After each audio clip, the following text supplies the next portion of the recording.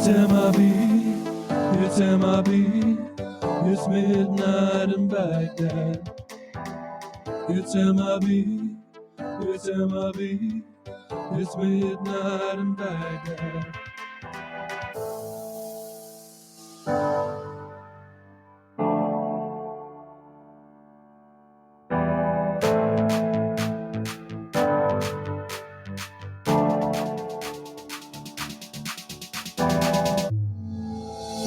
It's MIB, it's MIB, it's midnight in Baghdad. It's MIB, it's MIB, it's midnight in Baghdad. You are listening to a Slippery When Wet production. This show contains themes of an adult and controversial nature. If you're a snowflake, then switch off now. Yes, folks. Strap in, kick back, and leave your morality at the door.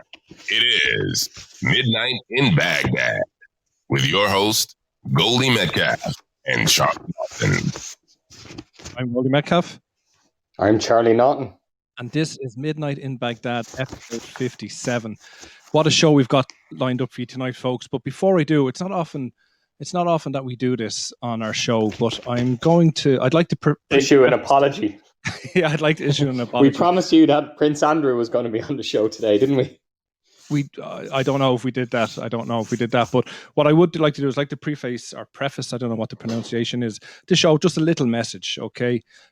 We've kind of advertised greatly that we are tonight talking about the murder of Ashling Murphy. And I just wanted to say it's a tragic and disgusting event that's happened to us. And I think our heartfelt sorrow goes out to her family and her loved ones. We're at Midnight in Baghdad. We don't condone violence against any woman. We never will, or indeed any person. Tonight's show is just to discuss the world we live in today from different views and perspectives. And I think there's no better person to do that with us tonight other than Mr. Jordan. Prince Andrew. Well, no, definitely not. But with Mr. Jordan O'Byrne is on for, I think, his third show here on MIB. He's having connection issues there, I think. He needs to get the headphones in, like I told him. So if you try call in there again, Jordan.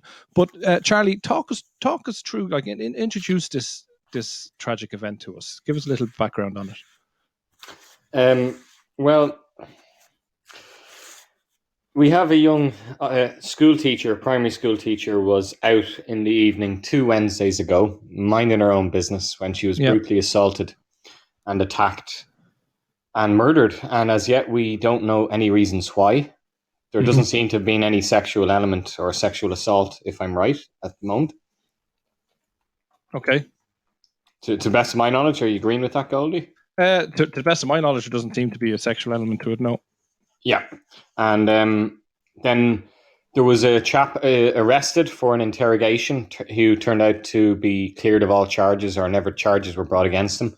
And then another chap who arrived in a Dublin hospital with very, very strange facial injuries, and a testament to those nurses and those doctors that spotted that the injuries were not consistent with what he was saying had happened to him. I think he had, didn't he go in, before he went in, he got a friend to injure him further to try to cover up the key scratches from Ashling Murphy's car keys. That I'm not. You're privy to more information than I am, Charlie, in relation to that. So we'll take your word for that. Yeah, absolutely. So that's my understanding of it, that he had. Anyway. Yes, from car keys that she had always carried with her, that her dad had always said, like, bring car keys when you go out anywhere to scratch someone. And I think he was afraid that his injuries would look a bit dodgy. So the friend that he went up to Dublin, I think the suggestion is that friend further damaged his face to try to cover over those injuries, to make them look more, traditional. I don't know whether it was with a knife then or whatever. But that's the extent of my knowledge of this horrible event. And talk to us, Charlie, a little bit about when this person was found. When they initially arrested this guy, what was the public reaction? There was an outcry, and I don't know if his name was actually released on social media or not. But it was well known in the area anyway, because he's supposed to have a violent temperament, and I suppose in a small area, in in the middle of Ireland, everyone knows everyone's business. So it didn't need to be released to social media in that area. Mm-hmm. But yeah, cleared of all charges, but not a nice person by any stretch of the imagination. Cleared of all charges by, I suppose, the official channels, but still very much maybe a guilty man in the eyes of the public, or his life has certainly been affected by this, hasn't it? I think his life is as his former life must be over, Goldie. I'd imagine he'll have to leave the town. Yeah, quite potentially. It is awful. But when he was arrested, we saw things on social media like, there was a lot of racist comments, there was a lot of xenophobic comments about the person's nationality, and that the whole immigration issue came up again. Should we be letting these people into our country? And for me, it just shows you how quickly opinion can change, because just a week before we're advocating for human rights and for more immigrants to come in and end racism, end xenophobia. It's all about diversity. But when something like this happens, a public opinion can change so quickly, can't it? Yes, and I think it's understandable, though, if not excusable, but understandable, that people would they are going to, especially when someone is only identified by their age bracket, or in this case by it wasn't even country of origin. All I heard was an Eastern European. Is that all you know as well? Eastern European is what he was. Yeah. Slovakian, so when that's all people had to go on, maybe it's they latch onto it. It's terrible, but understandable. Yes. Yeah, and you would think, once they actually, he was cleared, another suspect was kind of lined up, and people were kind of left a little bit with egg on their face, weren't they? Kind of going, oh, I kind of jumped the gun a little bit there, and we saw kind of a nation divided. But we didn't learn our lesson, because as soon as the next person had been arrested or was found in hospital, there was word that he was in hospital. People start going for it again. They hadn't learned from the last time. Like, from all, he may be guilty, but for all they knew, this could have been another guy who was just being questioned in relation to it, not actually involved. Yeah. So we did, like, in the space of a day or two, no lessons were learned, and people were saying, doctors shouldn't be treating him in the hospital. He doesn't deserve it. And it's amazing how. Wow, I didn't hear that. That's and it's amazing that we can see, in the space of 2 or 3 days, public opinion shift back and forth constantly. So we have seen, I think, since this, we have Jordan O'Byrne calling in here now, so hopefully this gets him in to our show. In fairness, it's Jordan's first time using this particular app. Jordan, welcome to the show. Does he not have the internet either now? I can hear you okay, yeah. Hi, Jordan. Thanks, lads. How are you, Charlie? What's the story, man? Long time no talk. 2-3 years now. It's been 2-3 years, too long, I reckon, and at the amount of money I'm subscribing to the podcast, I thought I would have been on by now, yeah. We're like TikTok. You have to reach a certain amount before we actually release the funds to you, Jordan. Oh, is that it? Yeah. That's it, yeah. We might just get you to move a little bit closer to the mic, but it's good sound. Jordan, I know you're under time constraints, so we're just going to get straight into it. Go ahead. We've talked about the Ashling Murphy murder, how tragic it is, and what happened in the events, but we've seen this massive outcry, and it feels like we're going to go through another social change. But first of all, and it seems like an obvious question, or maybe a silly question, but that's what we're here to explore.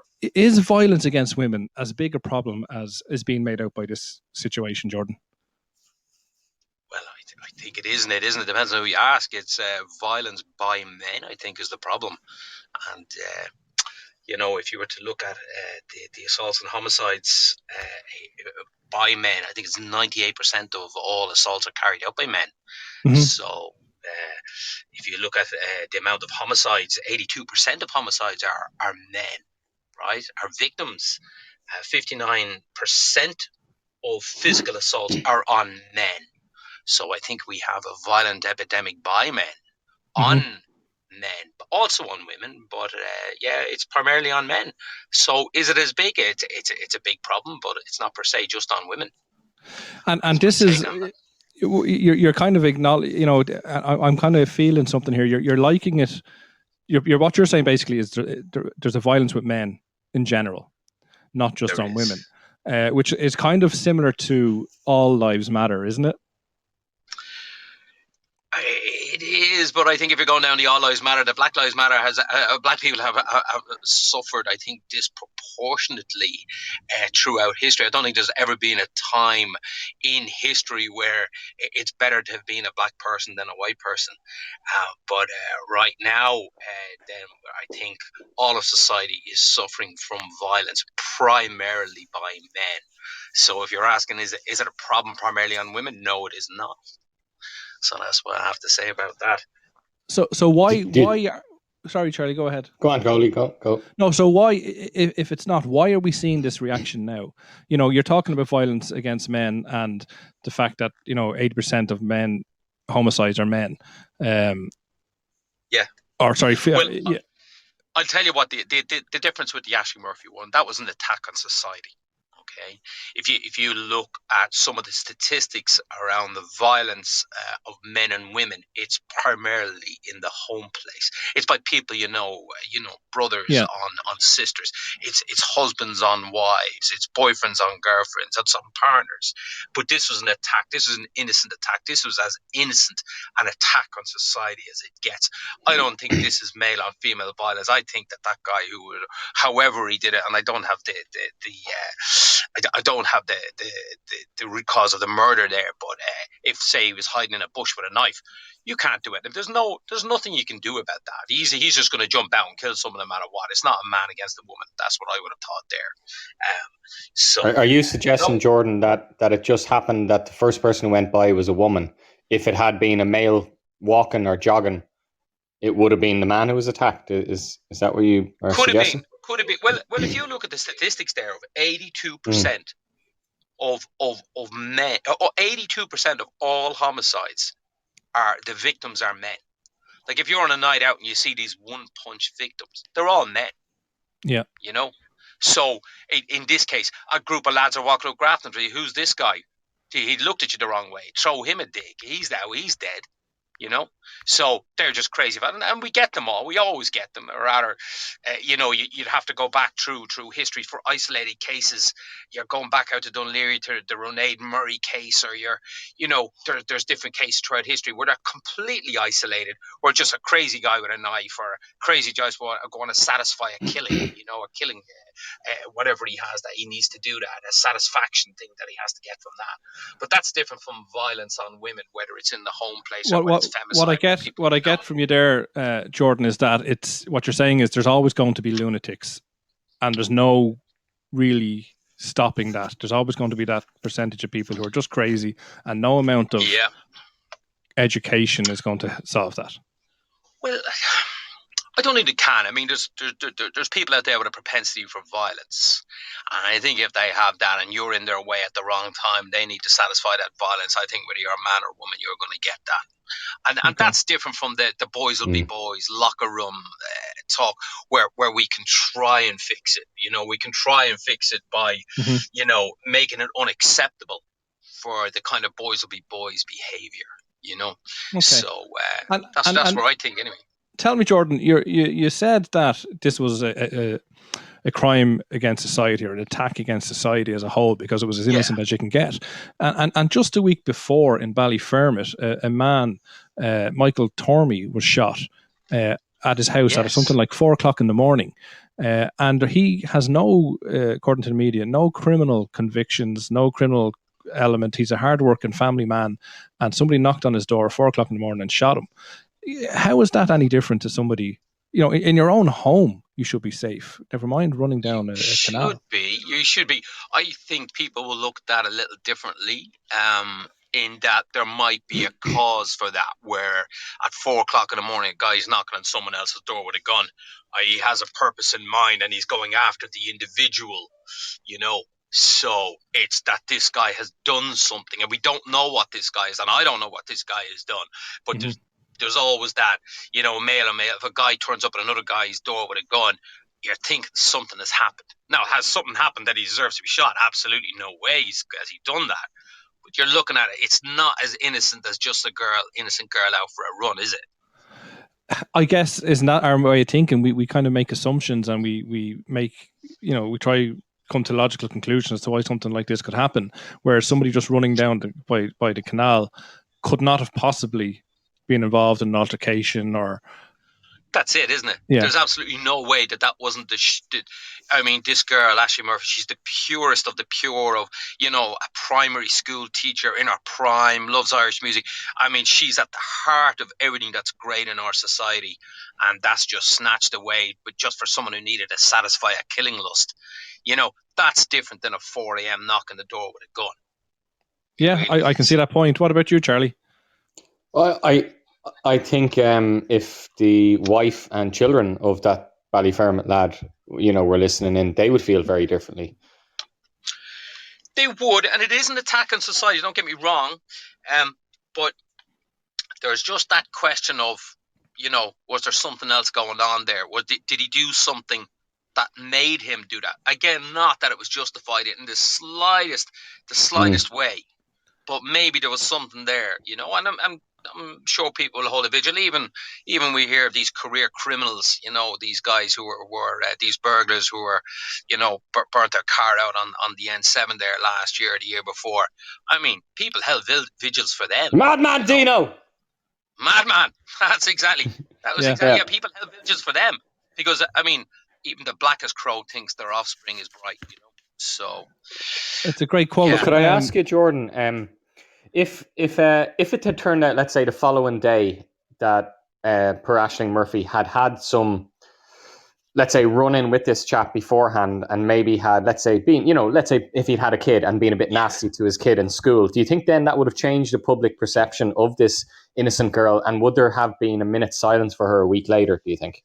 If he hadn't been as pure as snow? Even more, just because she gave out to a child in school when she's a teacher, I don't think makes her less than pure as snow. No, she's as pure as it gets. She represents the absolute greatest in society. She really does, and she's every hope for every family who has a daughter. She's the hope. She's where you envision your child being, right where she was at the absolute prime, about to start off. Even though she's young and she's got a job as a teacher, she's starting off on her journey in life the way we all did at some stage.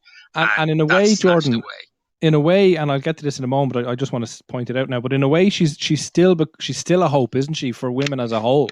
And we'll talk about the political ramifications now in a moment. But I just to finish up on your last kind of segment there, you said that there wasn't as such a big outcry for the shooting of that man at 4 o'clock in the morning, innocent man at his home, because we assume that there was a reason behind it, that maybe he, there was something that sparked it. Yeah. But what I wanted to say isn't that kind of indicative of our culture at the moment? Because we're seeing gangland shootings nearly every week here now in this country. And, I remember growing up as a kid, you never really heard of shootings or people being killed. It was, now maybe we were sheltered a little bit. But I think are we just expecting another shooting, and it's just like, oh, there's another shooting. It's not really a big deal anymore. So when we hear about this, it kind of gets mixed in with that.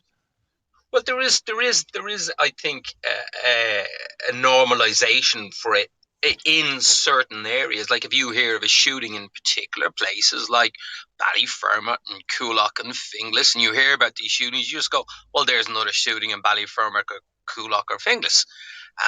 So it is, there's a normalization there in society going, yep, that's exactly where you'd expect to see a shooting. Yeah. So you don't see shootings down in Donnybrook, do you?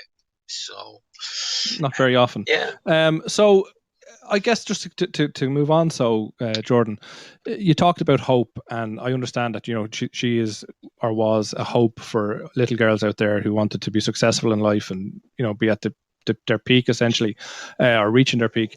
But she's now become a hope and a symbol, I think, and it's become a very political thing, hasn't it? Yeah, it does. I mean, if you listen to the advocates for against female violence, they talk about a few ways that we can, eradicate it.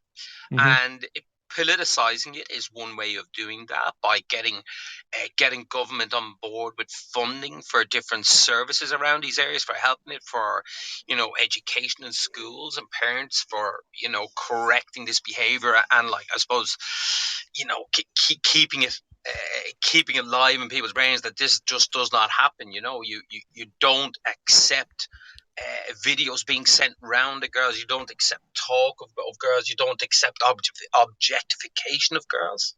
Yeah. So I think that's why I think they're right to season it. I think anything that ramps up the change in behavior is a good thing there. Yeah, But sorry, Jordan, could I ask you? 4 years ago, we had the Belfast rape trial, and in the aftermath of that, it became very politicized, and there was huge talk then about government funding on both the north and south of the border, that they were going to, have kids being taught about consent, and everyone was going to learn about consent under a certain age, and that never materialized, and then eventually the talk just faded away. It did, but it did not come up last week again about the rugby player in question, Jackson, that they were talking about bringing him back, and there was uproar inside the papers, and that's not going to happen. It just isn't going to happen, Yeah, not in this jurisdiction anyway. No, it's not. No, it's not. He's not coming back to play. That's it. The women won't let him. They really won't. But is that enough? Well, the guy was found innocent. So all you can do then is change behavior around. I'd hope that. I mean, there's a few mistakes. What happened? What they did afterwards was nearly worse, where they were texting each other around. She was this and she was that. Had a great time. Whatever they were saying, it's boys will be boys. Locker room behavior, yeah. Locker room behavior, right? And all guys of a certain age were grown up, except that all football teams always have that one guy sending the videos in. That kind of needs to change over time. Usually you, Goldie. No, absolutely not. But as a father of young daughters yourself, Jordan, and Charlie, and I have two daughters. Yeah, you have two daughters. Yeah. So, and I don't want to, it's a tough question, or a horrible question to ask, or for something to imagine. But if you were, God forbid, in the shoes of the parents of Ashling Murphy, and how would you feel about your daughters being? I don't want to say the word used, but becoming a political tool, or the word I'm trying to look for. She's basically is a political tool at this point, isn't she? Well, I wouldn't say she is. I like anything that prevents this going ahead again. Then it would be no more different than if her organs were used to save another life. Okay, so her story can be a salutary tale to, not that in any way this is her fault, but you do have to take care whether you're a man or a woman. I mean, I've walked down the street as a 6-foot man. I walked down the street with a key in between my fingers when I seen certain individuals coming the other way. So it's a salutary tale for everybody that there's crazy people out there, and whether it's because it's crazy. And I have chats with my daughters about, you could meet a guy and he's all great, and all of a sudden you get him in. You got to recognize controlling behavior, whether that's jealousy or they're tracking their movements or making them feel awkward about going out when he doesn't want to go out. Got to recognize those, because it's all abuse, isn't it? Yeah. So when we talk about domestic abuse, I was looking up some statistics there, and I was actually shocked. This is from the National Statistics Office.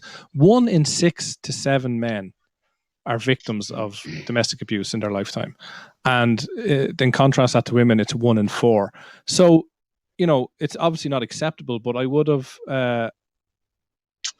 expected a lot less men. Wouldn't you expect a lot less abuse men? Well, you're talking about, do you mean physical abuse? No, it's just domestic abuse. So you're talking about psychological abuse, physical abuse, but only one's illegal, right? No, I wouldn't say that. So psychological is abuse. So throughout history, I think clinical psychologists have always said that men have a propensity for violence, but women don't. Women have a propensity for reputational damage. So they'll get into your psyche, try and destroy you over years and years and years. And I would say, well, what would you recover from most? Being told you're useless every day, or a clip in the ear? Yeah, I don't think one is any less than the other. You know what I mean? Like, they're both equally terrible things to happen. They are, so just because I'm telling you, one's illegal, right? One's illegal and the other isn't. I would say one is worse than the other. Sure. Well, we've seen in certainly in this country, we've seen controlling behavior is now actually against the law. There is a new law put in place just a couple of months ago or a year ago for that. So if you're having controlling behavior where you're controlling people, your partner's finances or things like that, that is a crime. Harder to prove, though.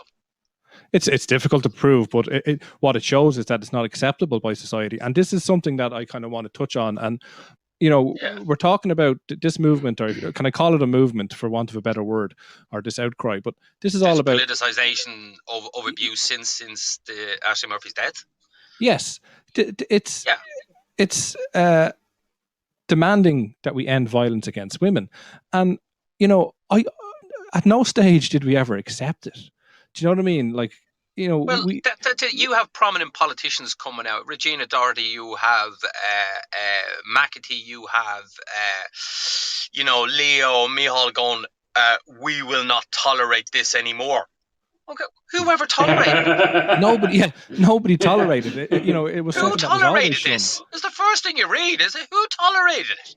Yeah. The only people who ever tolerated it were people who would do it anyway. And the only people who are getting uncomfortable about that movement or that discussion are people who have a propensity for it.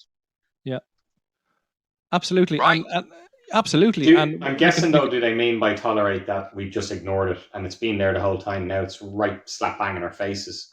We're going to go root it out of society.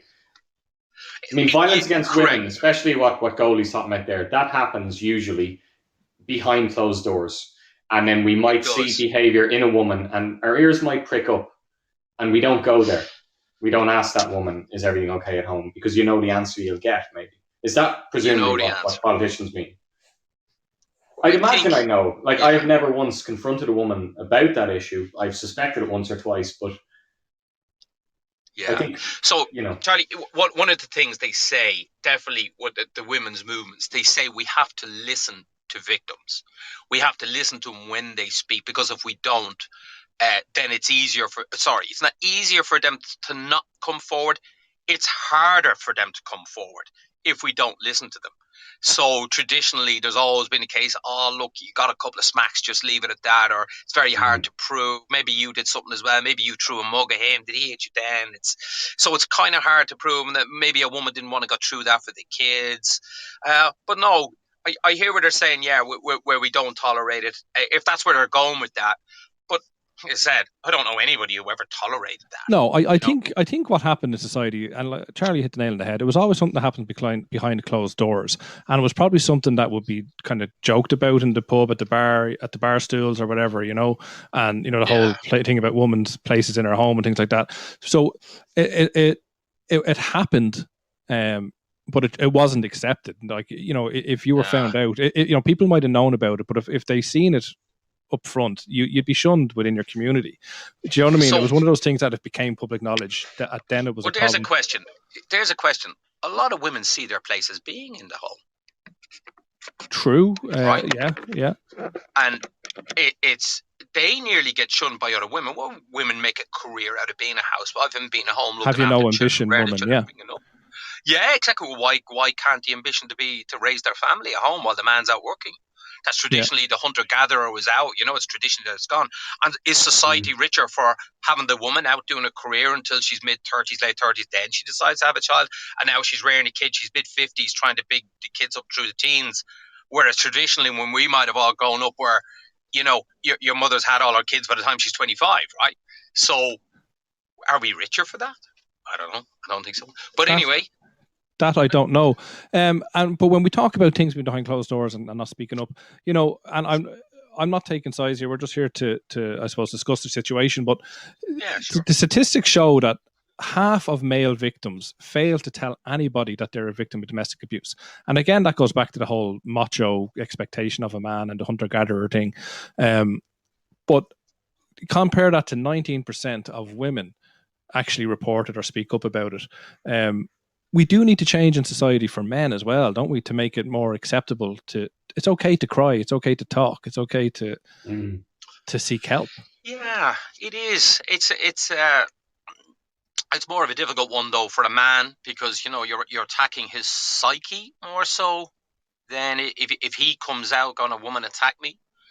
It's hard to come back from that if people find out about it.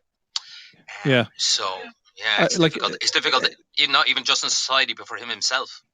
absolutely, and what we talk about suicide and things like that, and we know that men are generally the bigger victims of suicide, and 11% of male victims of domestic abuse have considered taking their own lives as a result of that abuse, and that's only compared to 7% of women. So again, it's not the psychological versus the physical. Is psychological actually worse? Oh, it sure is. You'll take psychological abuse to the grave. Not that if you get hit enough times, you won't take that as well. But I mean, when you were growing up, would you remember a parent that stripped you of all self-esteem every single day you were around them? Or would you remember your mom giving you a clip around the ear a couple of times? Which do you remember the worst? And the funny thing there, Jordan, is you probably don't remember the psychological as much in that sense because you've actually changed so much as a person as a result of it. It's not something that you remember. It's just part of who you are. Yeah, absolutely.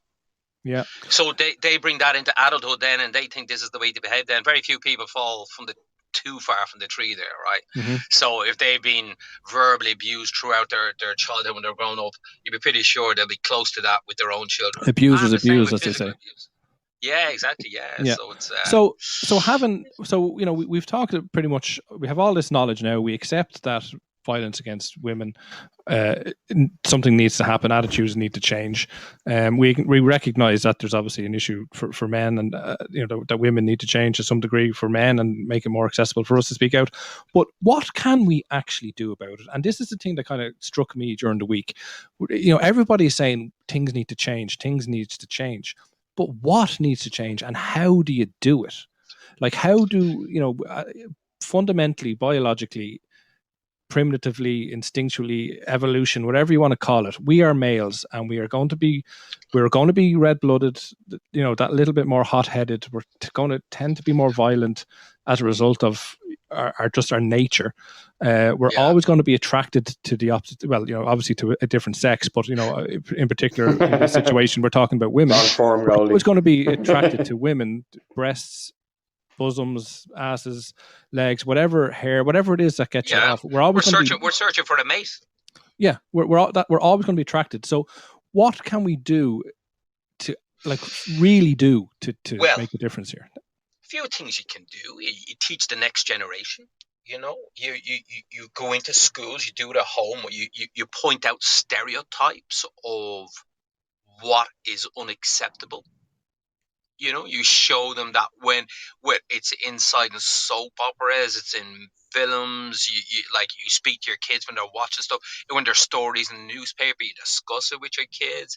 You make sure is it the CPE inside the school that class, and you get them to speak Civics, about what's acceptable. Yeah, and you speak and you change society. I mean, when governments want to change societies, they can.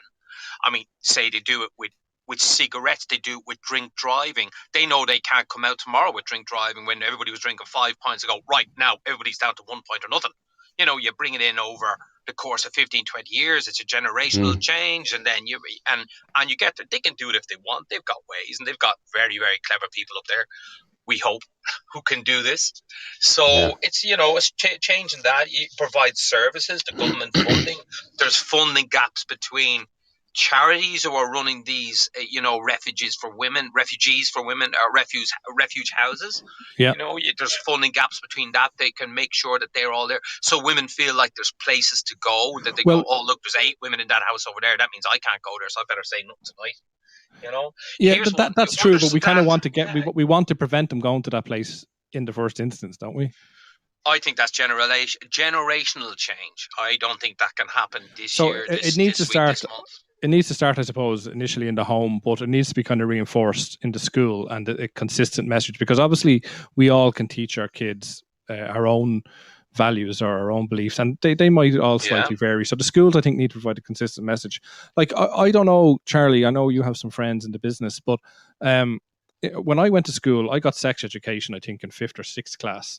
And it was, we were very young. We all kind of had an idea about sex, and we laughed about sex, and we'd look up sex in the dictionary, and we might find, as we talked about before, you might find a porn mag under your dad's mattress or whatever. Yeah, we had a very limited. Your mum's mattress, you would be lucky. My mum's mattress, yeah. But we all had a very limited access to sex, and we got it in school at that age. But we never got it again. And Charlie, is in secondary schools today, to your knowledge, do they actually go through sex education again? Because we kind of get told what's going to happen to us, but while it's happening to us and our hormones are all over the place, we don't get anything, do we? Yeah. Well, first of all, legally, the reality is every school is legally obliged to give what's now called RSE to senior students. So that would be your 5th and 6th year students, 17, 18-year-olds. Okay.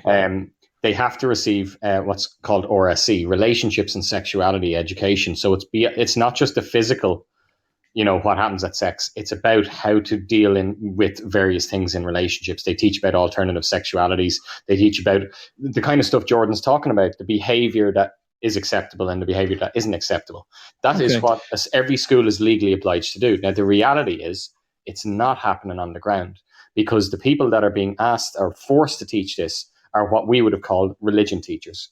And religion teachers are, by definition, they're going to religious. They're Christian. They're Catholic, exactly. So they're very uncomfortable, understandably, being asked to teach. For example, a part of that module is teaching about sexual behavior, and it's done in a non-religious way. In other words, that sex before marriage is totally acceptable. And religion teachers are going to be really uncomfortable doing that. So in reality, it's not being taught. So that's something that can change overnight. And I think, Charlie, that probably needs to be brought into maybe second or third year. There needs to be something there a little bit earlier. I think we need to get that message home. Yeah, well, see, this is what I thought would happen 4 years ago with the Belfast rape case. I was very optimistic that it would, but nothing happened. Certainly not down south. Yeah. How about this, Charlie? Tell me this. Do they teach what the understanding of consent is? And I'll tell you what I mean by that is, do they teach boys and girls, but mainly boys, rather than listening for a no, do we make sure that there's a yes? I don't know the answer to that. I don't. I wish I did. So unless that's there, unless we bring a whole generation up, and girls as well, that you have to teach girls that they're okay, that they can say, I'm okay with this and this is all right. You don't have to, like, there's the doomsday scenario, you're out having a few beers and you got to get written consent before you go off with someone, which I don't think would ever happen, and I don't want to sound crude with this, but like, you nearly need to video it to prove that consent existed throughout the whole act, because at any time, and rightfully so, consent can be withdrawn. But, I think there needs to be a balance, because obviously, it's opening up people to a lot of difficulty and manipulation. Do you know what I mean? The fact that consent can be drawn at any time, and you might find yourself in a little conundrum. It's a tightrope. I think messages are not getting through. I think schools with the best of intentions. Let's take, for example, the idea of revenge porn, taking pictures of yourself and sending it to a bloke. And kids are told from the moment they enter secondary school, you should not do this. You cannot do this. It will be passed on. They're told that any guy that tells you it's just for us, no one will ever see it. Every kid is told from day one. And that message is drilled in regularly to the kids. And yet we absolutely have an epidemic of young girls, sending pictures to one guy. And then it's all over the place. Well, and the message is not getting through to them. That's what I'm saying. Like, all the education in the world, and education is great, but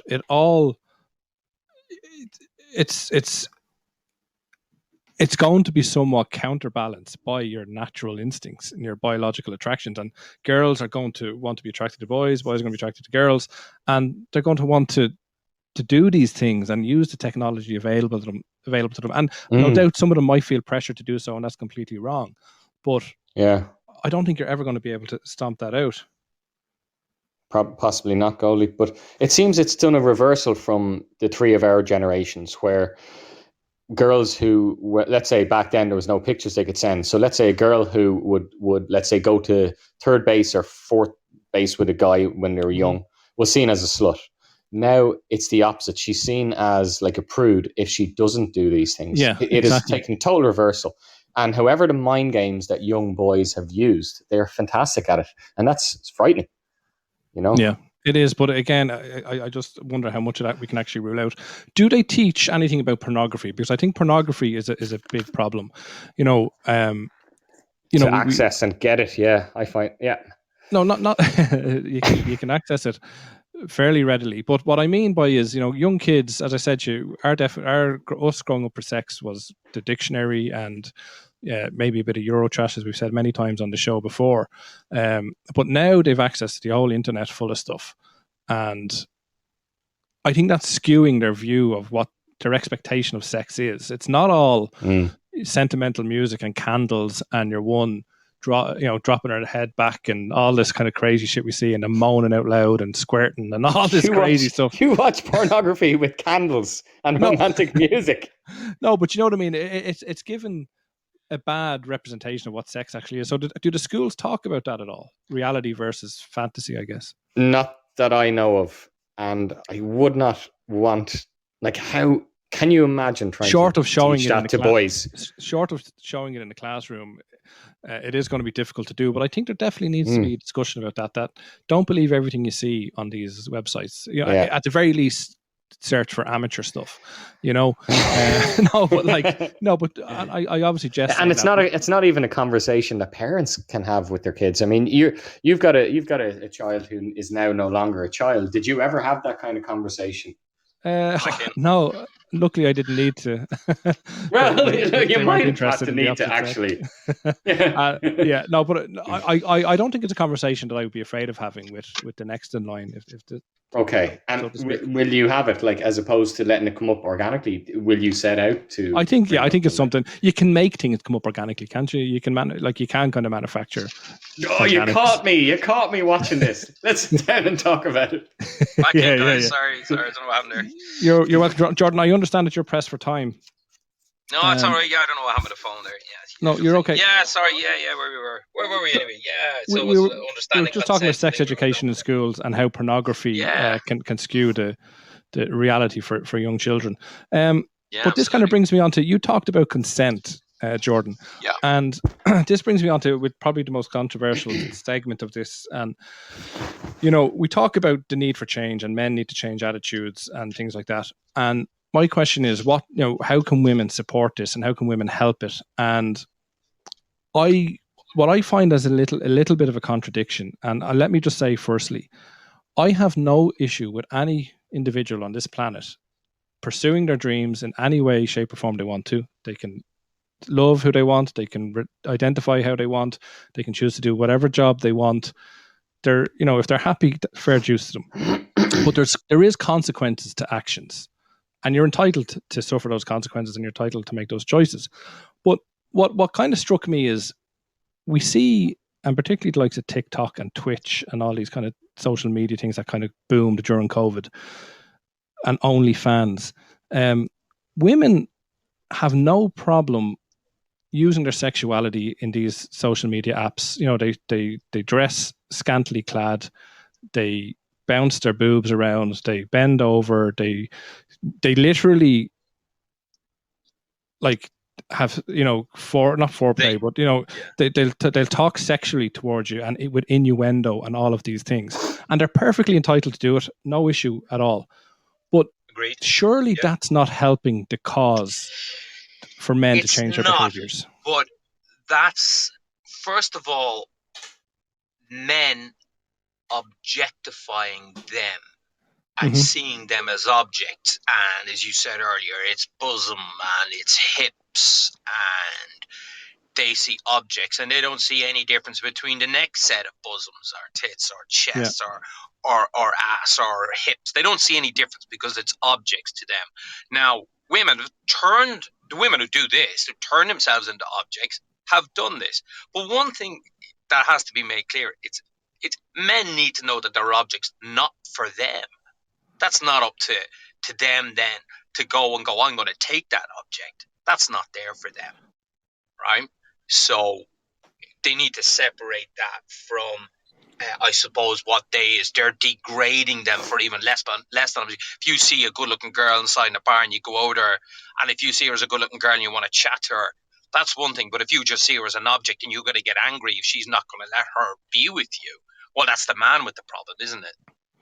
Yeah, in an ideal world, Jordan, it is. And in a utopian society, everybody can do what they want to do and be free of judgment and be free of consequence. But the reality is, in 2022, we have a problem with men and their behaviors towards women. So this is probably, in my view, and you know, it's not. It is my view, and it isn't my view because I'm torn with it. It's definitely a conflict. Doing these things and then expecting to you know, let's say you're on OnlyFans and you're getting paid serious amount of money to send nude pictures and videos and do whatever you do, and you make your living from it, and you invite men into your essentially your home virtually, and then you walk out of your apartment door and some fella recognizes you and wolf whistles you. And these are the behaviors we talk about. Catcalling. These are all the, you know, we've all night we've talked about violence against women at the highest levels of rape and murder. But you know, it all begins with the catcalling and you know the harassment and all that kind of stuff. So how like with that girl making the decision to do that job, should that be an expected byproduct of it, that you just kind of you're going to have to accept that this is going to happen to you? Like, how do we change that? It's tough. It's every parent's nightmare that their daughter turns into this, isn't it? Because she's what is it? She's reduced herself to just being an object rather than being a person or a mind. Yeah, but Jordan, I think the last 2 years has made, like we talk about even COVID, they were talking about sex workers and, you know, should they be getting the PUP payment and, you know, what protections and stuff are in place. So, you know, 20 years ago, 30 years ago, sex workers were the lowest of the low in Irish society. And now they're equals. They're powerful women choosing to do what they want to do. I think you might be overselling them a little bit. There's a large segment of society that sees that as but my point, it's not honourable Jordan, work, is it? My point, Jordan, is yes, some people will think that, but every woman who is in this, we call it the movement, as a result of Ashling Murphy, you know, women's rights and end violence against women, every one of those will staunchly support the sex workers. And this is my point. Again, if a woman wants to turn herself into an object to be viewed online, totally all right, but it's up to her. Not for me or my daughters, but that's up to her if that's what she wants to do. But she's an object for online viewing. She's not an object to be wolf whistled at as soon as she walks out of her apartment. And it's the guys who are doing that are the guys with the problem. Yeah, I get what you're saying, but I still think, and Charlie, weigh in if you think I'm wrong, but I think I fully agree that's the way it should be, but we know it's not. And if we're in a position where we're trying to change these attitudes, we shouldn't be encouraging that behavior.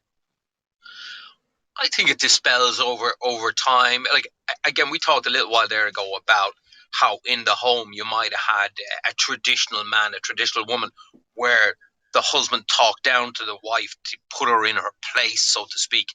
And that changed over time. Now, if a man grew up with that as the norm, he won't see anything wrong with treating a woman like that. Now, if he's subscribing to someone on the OnlyFans and then he sees her out on the road, he's not going to see a problem with wolf whistling at her or even going up to her, whereas because he sees her as less than him, he sees her as being unequal to him. Where I think most of us are past that at this stage. But you can't stop the isolation, the cases of it, if you will. So let me ask you this, Jordan. Do you think if women chose not to engage in sex work of any kind or use their sexuality for personal gain, do you think that the move to change behaviors would happen a lot quicker? I think it's a lowering of standards by normalizing sex work. That's what I think. And I'm not Christian, I'm not Catholic, I'd be more than atheist. I would have been brought up Roman Catholic, but I would be more in tune with that now than I would have been when I was a practicing Catholic, if you will. I don't see sex work as an honourable work. I think it lowers women in society. Okay, so I think the answer to my question is yes, and a lot of people would kill you for that. Not kill you, but like they take issue with what your comments are. You know, they wouldn't agree with you. I'm entitled to my opinion. I'm entitled to my opinion, and that's what it is. You absolutely are. We just as an example, Jordan, during the week, and I think we talked about this ourselves earlier in the week. There was an online vigil, I believe, for Ashling Murphy, and there was. there was a fairly popular girl from OnlyFans or some similar type of OnlyFans who wasn't organising this vigil but promoted it and promoted attendance to this vigil. And during the course of the vigil, a male signed into the Zoom call or whatever the social media call was, and he was masturbating, which is obviously extremely distasteful. It's disgusting. On the OnlyFans woman's website. On the vigil. He used her login or something, didn't he? Yeah. He used her login he used details one of the girls' or something. logins. Yeah. Yeah. So, I basically, think you could, Go ahead, Jordan. You explain it. No, you can sign in with anybody's name. I mean, anybody can do that. So many companies have these open logins, and you can put any name into it when you're going in. So a guy can log in, be on a VPN, and he can do that. All he has to do is hide his face, and he's okay. Can't get him. So this is a vigil where people are feeling sorrow for this girl that's been tragically murdered, and this guy, the women saw this as an absolute attack on something, and it's obviously very distasteful and disgusting for somebody to do that. I don't know, was it intentional or not? Perhaps it was. That's not even the point I'm getting at. But when I'd say it was intentional. No, but like okay, it more than likely. You don't think the moment got the better of him? No, I more than accept that. More than likely, this was an intentional act of somebody trying to disrespect or trying to be funny or just totally having a disregard for the situation. Out there. But there is the possibility. There is the possibility that there is somebody who thought this was this girl on OnlyFans, and his normal behavior was to log in and masturbate. It's a remote possibility. I fully accept. It's a remote possibility. Oh, we're reaching there. No, we are. But I just 100%. wanted to. I just wanted to mention. I think if we were growing up, when we all hung around with 15, 20, 30 guys, there was always that one, what you might call a mad bastard, who'd do anything for a laugh. Yeah. And that would be something that one of these guys would do just for the laugh.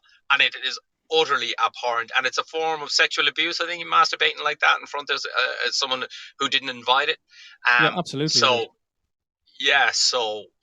there's just that's quite possibly just a guy for that.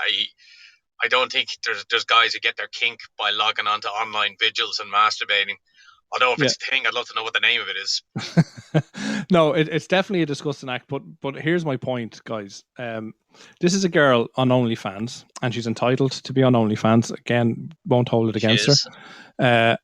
And this is a girl who has every right to grieve for poor Ashling Murphy. Absolutely, she has every right to show her emotion. Yeah, and she wants to show her support and stand up for women's rights. Absolutely entitled to do all that. But when your primary function, your job, your goal, your whole online presence is about you as a sex worker, and you basically getting paid by men to do sexual acts, are you the right person to be promoting a vigil to end violence against women? That's a tough question, yeah. Because your target audience, the people who are seeing your marketing essentially, or who are seeing your links to join this vigil, are all your customers, presumably, who join you for sex. Like, could it been somewhat foreseen that this might happen? She wasn't attracting the right people. But you're tying sex and violence, which I do know go together, but you're tying them to the Ashling Murphy vigil. But it's a bit of a stretch. Like, this actually happened, Charlie. Oh, I know that. But Ashling Murphy's murder is not sexually motivated. It's not sexual violence. I'm not women. suggesting that for a moment. Well, we don't. Do we know that? Well, we don't know it, but that's not. I'm not. You're way off the mark there, Charlie. Okay, explain yourself then. What's your problem with an adult movie star or whatever showing respect for Ashling Murphy? I don't have an issue with it. Let me ask you this. What's the difference between the OnlyFans girl masturbating on video for one of her guys and him masturbating for her on a video? There's none, and I would presume that the successful OnlyFans users or workers or whatever you want to call them, I'm sure they get sent pictures and videos of men's appendages and men's masturbating all the time, and they accept that and they don't have an issue with it. It goes with the territory. My question, Charlie, is we've already talked about, the need for men's behaviors and attitudes to change, and how much that sex workers potentially diminishes that. So my question is, should this girl have advertised on her website, which is aimed at men who gain sexual gratification from a woman on a camera? Should she have advertised that to her clients, knowing that potentially somebody's going to log in? I don't see that she's got any that she's done anything wrong. No, I'm not saying she's done anything wrong, but I think that there should have been maybe an expectation that this is not the right market for this vigil. Exercise better judgment, maybe. I think so. I definitely think so. Jordan, I do have to go. 5 minutes. 5 minutes. I'll give you one. Okay, I'll put this one. There was a piece I was reading today in, I think it was The Guardian, from 3 or 4 years ago, about a journalist, female journalist, was asked to do a piece on the objectification of women. And she was traveling to work and she was trying to think how she'd write this piece. And she started to notice the sexualization of photos and TV ads everywhere. So she in 30 minutes, she counted over 100 pictures which are sexualizing or objectifying women in, magazines, adverts, TV ads. Sex over sells. 100. It's just everywhere. It is absolutely everywhere that women are objectified, and it's done primarily by women. Women are doing this to sell themselves. I mean, I'd agree. Yeah, the fashion industry is a multi-billion dollar or multi-billion euro industry, and they sell themselves by objectifying themselves. So they are constantly putting themselves up as objects. So if they're doing it, what hope does anybody else have when women are saying, hey, men, listen to us? Well, if men turn around and go, the guys who are doing this are seeing you as objects, have you tried not being objects? That's entire. I don't know if my listeners or our listeners out there have gathered, but that's literally what I'm getting at all night. As I said, I've no problem with anyone doing what they want to do. Use your body in the way you want to do it, and you're comfortable and you're happy with.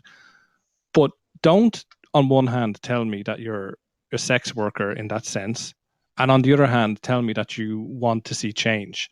Because I don't, in my view, and I don't think that's really that controversial. There should be change, yes, but the person who is hindering that change should not be the one shouting from the rooftops. Like if you're going to come onto RT News, or a politician is going to get on and say that behaviors need to change and we should respect women more and we should do this and this, and I fully agree we should, they need to be whiter than white. Their background needs to be clean for them to have any credibility. They don't even have to be clean. They have to be seen to be clean. Correct. And I don't think I've no problem with people doing whatever they want to do, but I do have a problem with somebody being a hypocrite. And maybe that's an old-fashioned way of thinking, and looking at the sex worker like a lower class or a lower form of person, or whatever way you put it earlier on, that it's a lower moral, or it's lowering standards. I don't think you can do that, and on the other hand, call for change. I think you're part of the problem to a degree, and maybe one day. Yeah, I think. Yeah, absolutely. It's society's viewpoint, I think, and maybe, and I hope one day that we can have best of both worlds. Women can do all these things, and what do you guys mean when you say sexualization of women? I mean, what does that literally mean to you? Objectification. Women have turned women into objects. So they don't see the person there. They don't see a personality. They don't see the mind. They just see an object.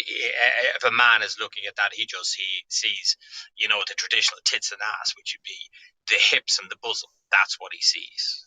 So, and nothing women put else. themselves forward as that. But women have I mean, done is this. there Women anything have wrong with? put this out. Yeah, women put themselves like that. Yeah, Charlie, you're not but is denying there that anything? sex sells, are you? No, I'm saying there's nothing.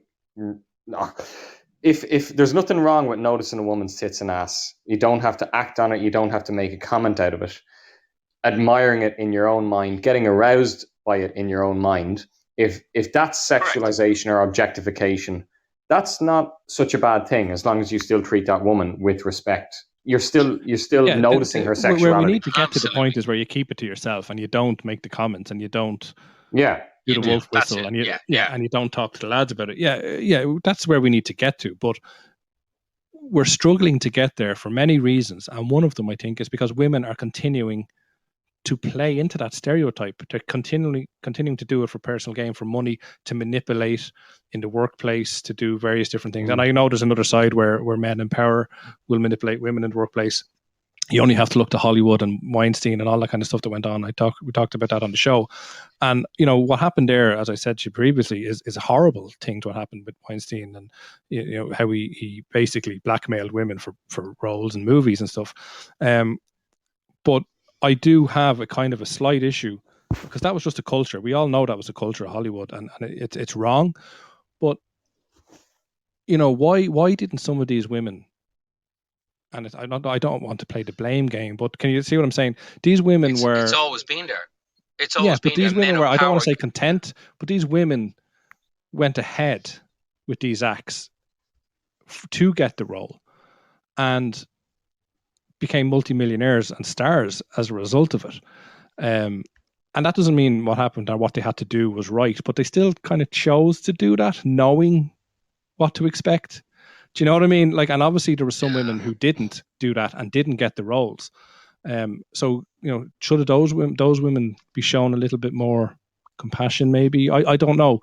It kind of, again, I'm a bit confused on that matter. I don't think somebody who's made millions can come out years later and have a problem with a choice that they made, because it was a choice. They may feel like they had no choice. Sin and ask for forgiveness. Perhaps, yeah, perhaps. I don't know. Benji Boyle says, the threat of you'll never work in this town, Hollywood again. Yeah, listen, I'm not saying the culture was right, Benji. It certainly wasn't right, but it was what it was. It existed. And it wouldn't have existed if women and men where it started? didn't behave the way Goldie, they did. there was a piece in the paper I read yesterday. Alfred Hitchcock was worse than Weinstein. Really? That? Yeah, I think he was he 5'5" and 300 pounds of a man, and he abused actresses, but not actors. Mm-hmm. And many women spoke about that for years afterwards. So it's always been there. It's always been there, and they did not get to work unless he decided it. Yeah, and it is terrible, but I'm sure there's examples of women using their sexuality to their advantage in those situations too. I think bottom line is men and women need to work together to enforce this change and to ensure this change happens. Agreed. Can we leave it at that, folks? Is that a fair enough? Goldie, about it happening? No, I think in the next couple of years in this country, we're certainly going to see, as a result of this, it's too big. You talk about the rugby situation up north. It got a lot of attention, but it wasn't on our home turf as such. It was, some people might not like that comment, but it happened in Northern Ireland. It's a different country. I don't think it has the same power. And obviously what happened to her is horrific, but we're talking about a rape versus a girl who was murdered in the prime of her life. How about this, Goldie? The recent revenge laws where you can't send a video, revenge porn, where you can't send a video of someone around without their consent. Yeah, Coco's law, isn't it? Crime. Is that it? Is that the name of it? Yeah. Oh, yeah. It is. Yeah, the girl that died. Yeah. So, could those be expanded that you can't make reference to someone in a derogatory way over chat? So someone send a video to you or a picture to you of you, or text about you. Mm-hmm. You can't even do that. Yeah, so the laws expand. Yeah, the laws do expand, and again, we don't want to go too far with it. And I think we're all kind of guilty of getting pictures of and images of women and sending them on and whatever. We've all done it. And I I'm in a WhatsApp group myself, and I kind of challenged the guys the other day we were kind of debating this in the group, and I challenged them to say, well, let's not do that anymore. Like, don't talk to me about needing change and men need to do better and this, that, and the other, and then 5 minutes later send me a picture of some hot chick. Do you know what I mean? Like, you need to stop doing that. I think that's declining. I think that's declining, actually. Yeah, every example of it, or every time you either, Ashling Murphy being the absolute extreme case, and I know we started the conversation this evening, but there's other cases, like even that girl in that Paddy Jackson case. Even people were talking about it, just looking for her name, just trying to see what she looked like, and then sending pictures round of who she was, etc. That's starting to decline, I think. Because people start to realise it's... There's certainly more awareness out there. I don't agree with you at all. I wish it was declining. I don't think it is. Yeah. Yeah, I love your optimism. I hope I'm wrong. I think there's definitely a lot more education and a lot more informed decisions being made. There are obviously a lot of silly people doing it, but there are people, I think, that know that they still do it, knowing the risks, whereas before they might have done it not really kind of realising. Do you know? Anyway, I think you're right. We all got to work together to find a better solution. Men and women. Absolutely. Jordan O'Byrne, thank you so much for coming on to the show. You've been enlightening as ever. Always good fun to have you on. Absolutely. Goldie, Charlie, thanks a million, guys. Take care, man. Best of luck. All right, guys. Talk to you. Fantastic stuff there. Interesting stuff there from Jordan. Mr. Jordan O'Byrne. He's always a pleasure to talk to. He was actually more PC than I was expecting tonight. I was expecting him to be on completely the other side of the fence. So that's good. Folks, we're going to continue on the show now. But before we do, it's not all we have time. We have our normal stuff coming up too. But no, absolutely. Let's all do our part to end violence against women, men and women alike. And again, our heartfelt sorrow and thoughts are with Ashling Murphy's family and loved ones. Okay, let's try lighten up the mood a little bit, folks, if you're still with us. Lighten up the mood, I say. And the next heading is, I was sexually assaulted by a transgender rapist in a woman's jail. Female prisoner, 45, describes ordeal. Good to hear that, Goldie. Tell us. So basically, this girl was in prison. She was, and one day she's sitting there having her porridge or whatever is happening, and a new inmate arrives into the prison, and it's a transgender female. So it's a female that used to be a male, 56 years of age, rocks into the cell. So I suppose first off, the courts made a decision here because, in fairness, in 2022 or 2021, when this might have happened, the article is the 15th of January 22, so probably 21. The courts, respecting a person's right to identify as who they want to, because that's what the big thing is, isn't it? We all have to respect people's decisions and what they want to identify as. And the court did that and made the decision to send this person to a female prison, despite being traditionally biologically male. The difference with this one is, or not the difference, but one of the facts here is that the person, this transgender female, had no surgery, so still had a penis, and no hormone treatment, and was sent here into this prison and ended up actually molesting 4 inmates over a 3-month reign of terror. What do you think of this? It's like, I know you said we're laughing at it. It's shocking that it happened. I'm not laughing at all. Well, you started off by laughing. I laughed because, I said we're going to lighten the mood, and then we went into such a horrific topic. Yeah. But it is mind-blowing. How could this happen? We had, like you said, it went before a board where they assessed what gender prison do we send this person to, and they decided.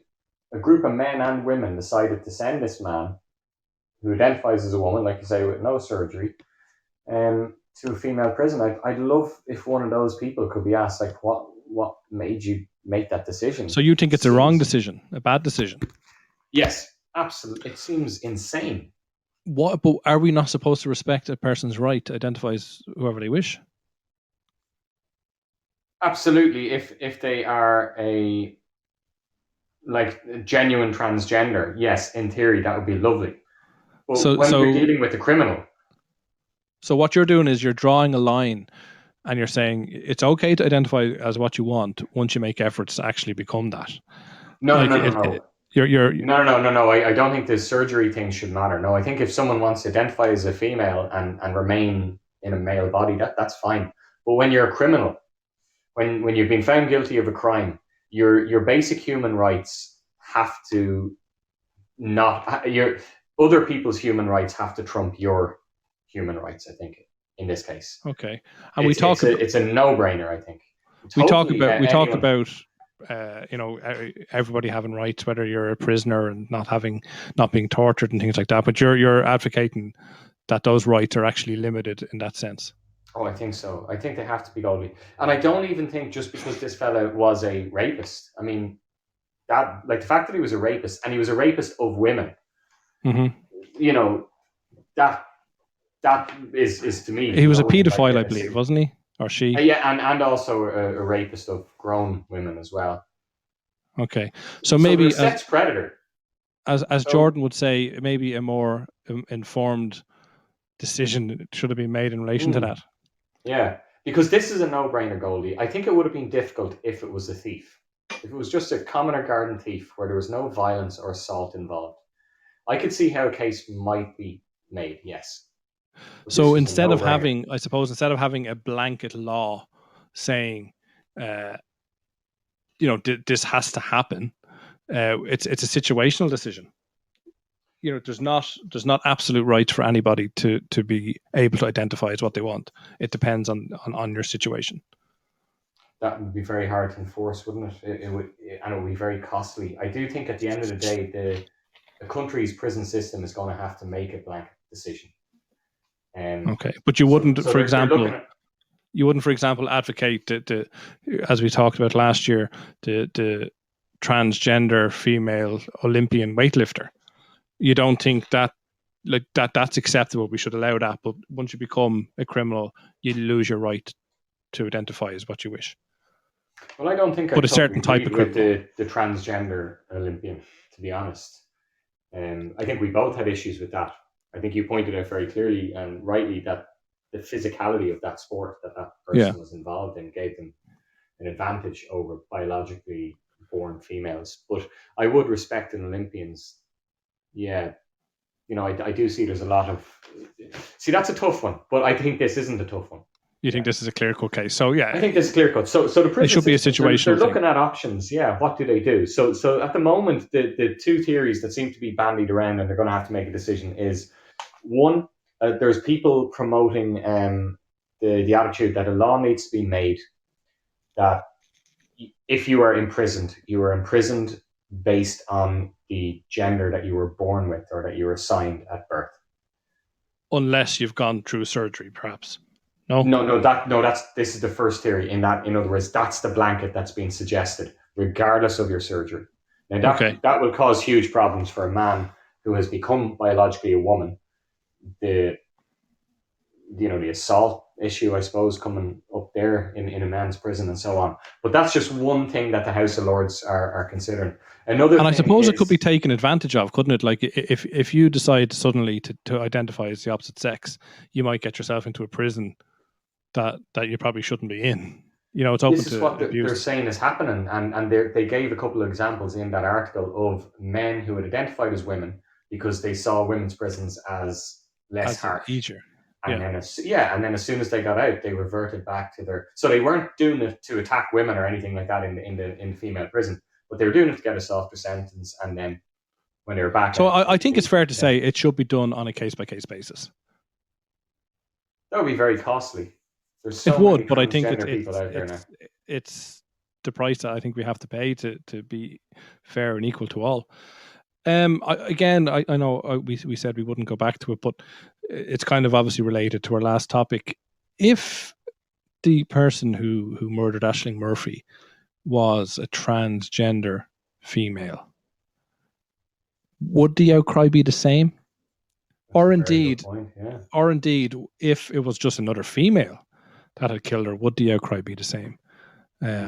I don't know if it would. I agree. And Yeah. you know, And if your it was, first one there, Goldie, if it was a transgender female, wouldn't there be a huge backlash against transgender community, unfortunately, in the LGBT I plus think community? so, and that kind of ties in with what I said at the top of the show in relation to the amount of racism and xenophobia that surfaced as a result of this. I think we would see a lot of transgender or homophobia type stuff surfacing again. I think we'd revert, and I just think it's amazing how on a knife edge society is when it comes to these type of decisions. Yeah. Do you know what I love about this story? It was 3 months the guy was in prison for before he was actually caught doing it, shall we say. He got away with this for 3 months.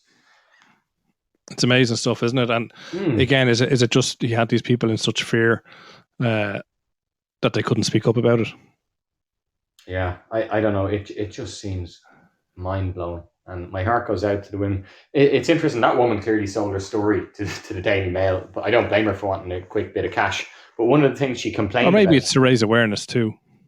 Oh, yeah, but I presume she's being paid, and why not? But one of her complaints was that because he was transgender, he got privileges that the other women in that prison didn't get.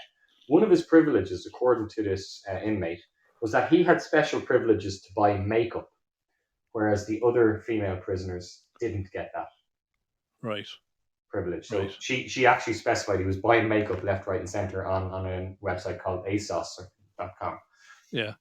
So yeah, it's interesting, isn't it? Because again, in order for that person to feel female, and because they didn't go through hormone surgery and they didn't go through actual physical surgery, so in order for them they were given hormone tablets every day, but they were just not swallowing them.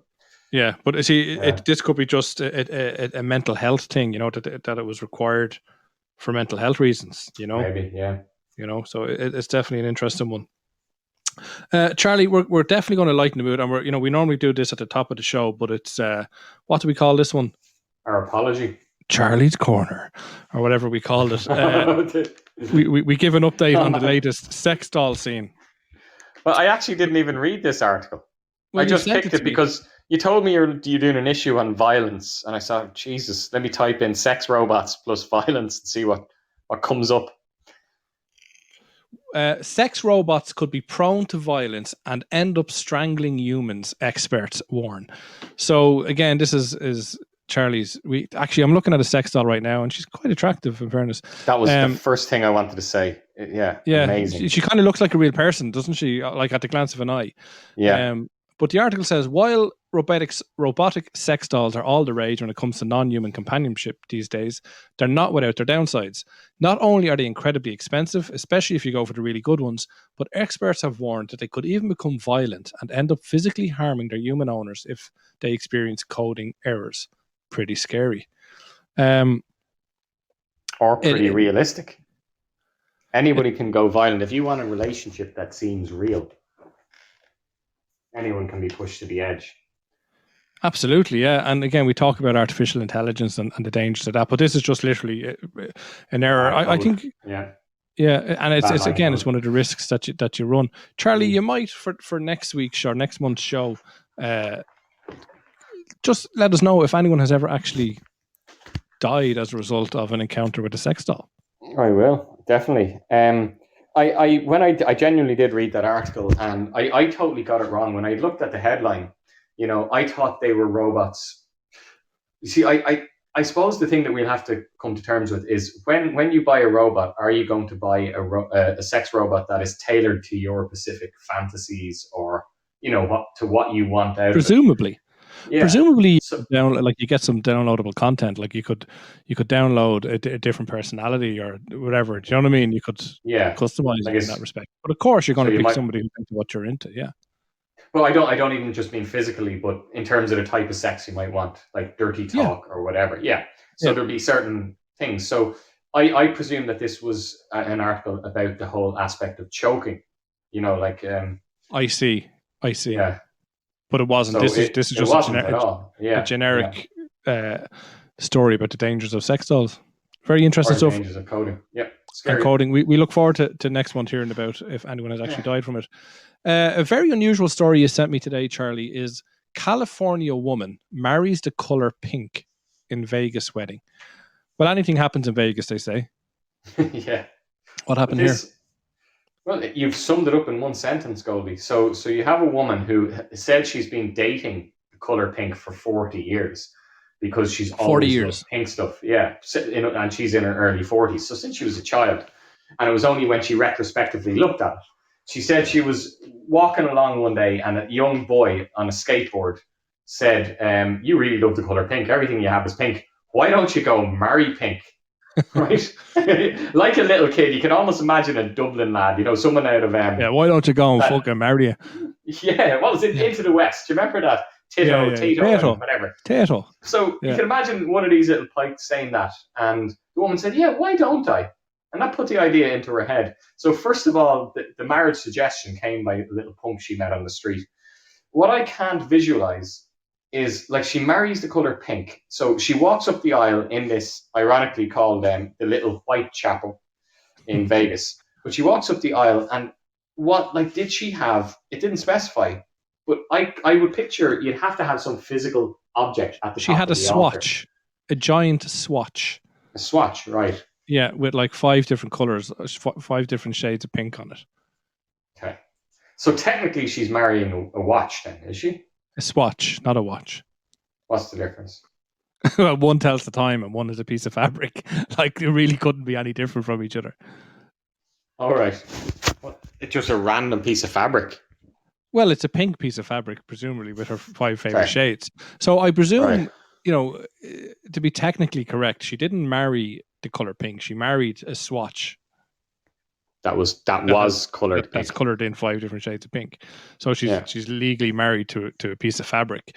It's a bit mad, but again, if she's happy, why not? Do you know what I mean? Exactly. Does it really fucking matter? Yeah, like it's lovely if it works out for the two of them. I'd love to know. But what I'd love to know is how, when you get to the church, and you'd know more than I do, but you get up there and you say, do you take this person and whatever, and you make your vows, and you say, I do. What did the swatch, how did the swatch legally consent to this marriage? Really good point, Goldie. Yeah, like, did she nod the piece of fabric's head, or But this is the whole point. The issue of consent has come up again. I mean, I remember a couple of years ago, we never quite got to the bottom of this, but we were having quite a serious conversation on this show, and we asked, could a person with their full mental capacity marry someone with special needs? I think we were talking about people with Down syndrome.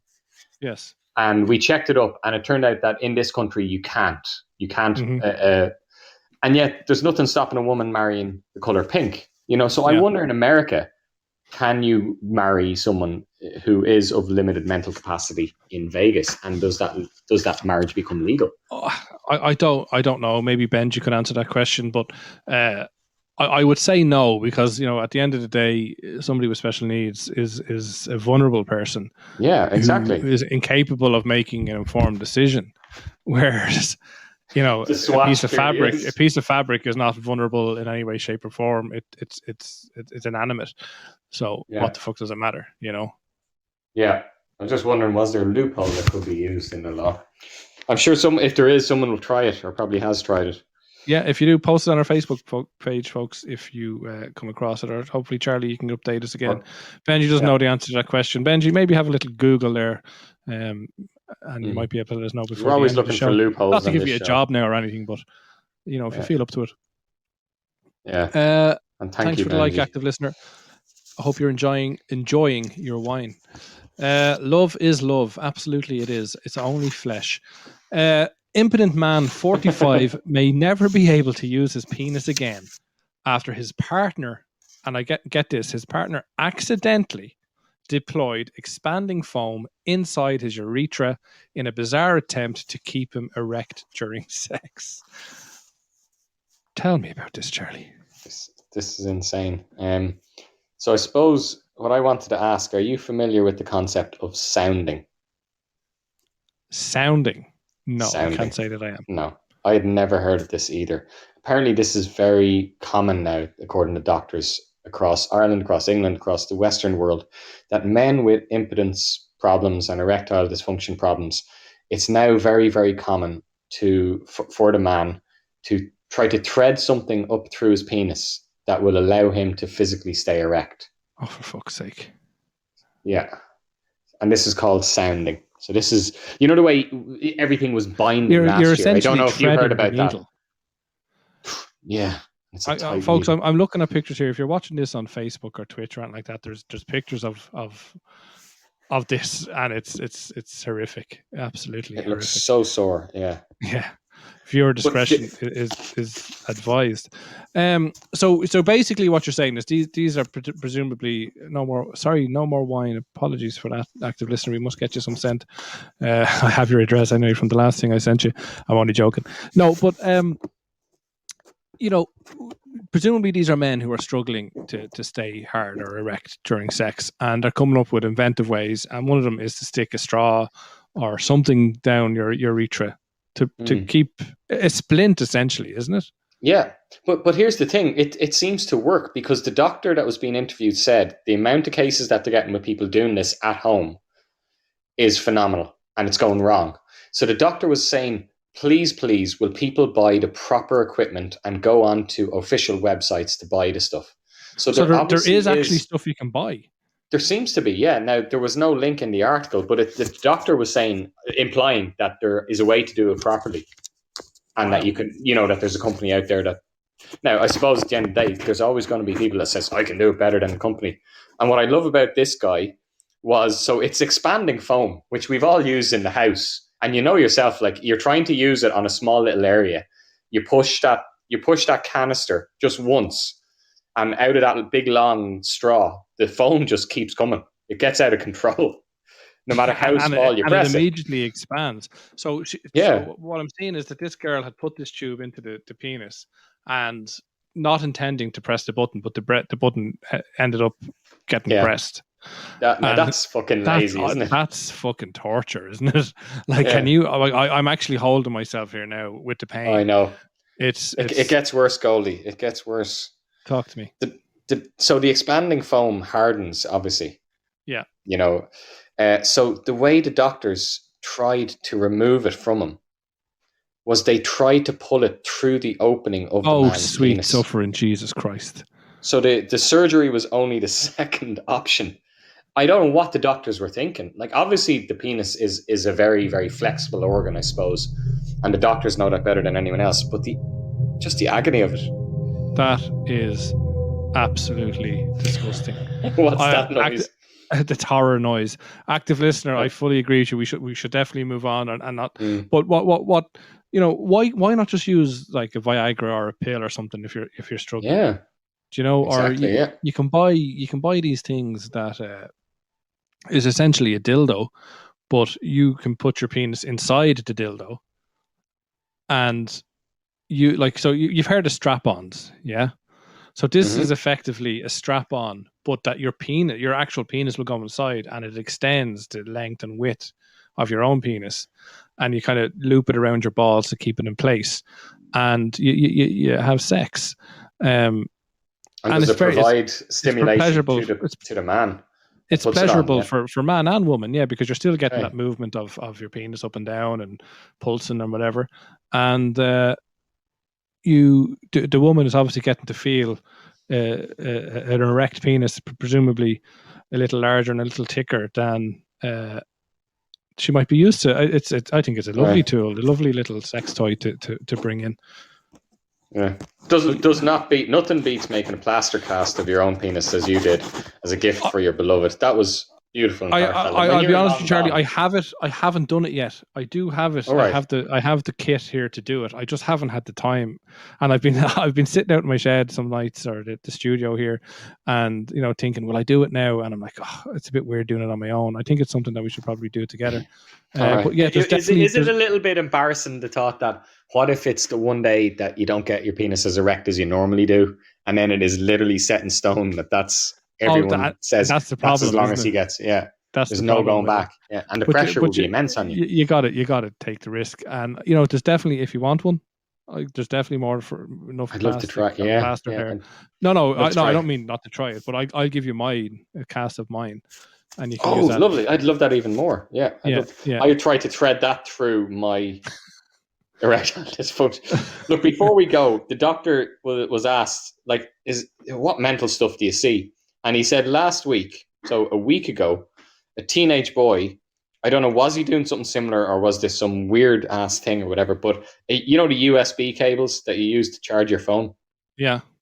He used that, and they had a picture of the X-ray, and the idiot had put it in the thick end.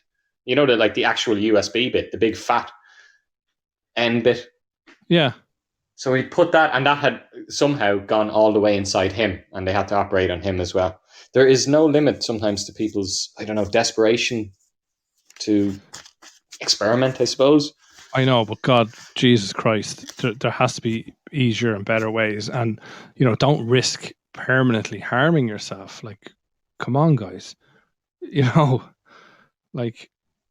Have a bit of fucking sense, is what I'd say. You shouldn't be sticking anything down your urethra unless you're a medical professional.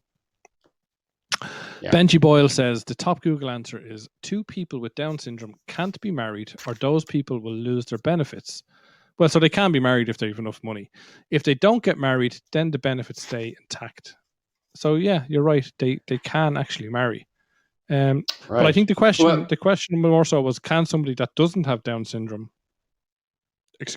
marry somebody who does? And she says later, if I had just read on, that there's no answer on that. Okay, Charlie, something maybe for you to look into for next month's show. I think what Benji Boyles pointed out there is really interesting, and that seems like quite discriminatory.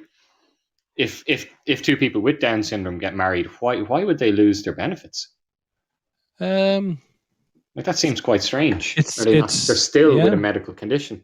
It's probably a little bit outdated. Maybe it could be a tax thing, or some historic or what's the word I'm looking for? Ancient law or something. That goes back that to needs to be changed. Yeah. Yeah, because there's laws like that if you were to get married, the man has to be able to support you financially and all this kind of stuff. There was all kind of archaic laws like that in various different countries and areas. So it could be something in relation to that needs to be changed. Okay. It's not just limited to Down syndrome. Very interesting stuff. Folks, please don't stick stuff down your penis. And if you're anyway squeamish at all, don't be looking at our Facebook page or our Twitch or whatever we're on here, because it's horrific stuff. Absolutely horrific stuff. I probably should point out that it said that the person who did that was homeless. So maybe it was a lack of, maybe they came across this thing and they thought it was the easiest available thing to use. Yeah, perhaps. Maybe they thought the can was empty. Yeah. It could have played into their circumstances. Just don't do it, guys. Do you, before we move on to our final story of the evening, Charlie, the night flies in. Do you have an agony aunt for us for the end of the show? I do, yeah. Wow, I love you. You know that. I love you because I didn't warn you about it. Love you this too, man. Yeah, I love you.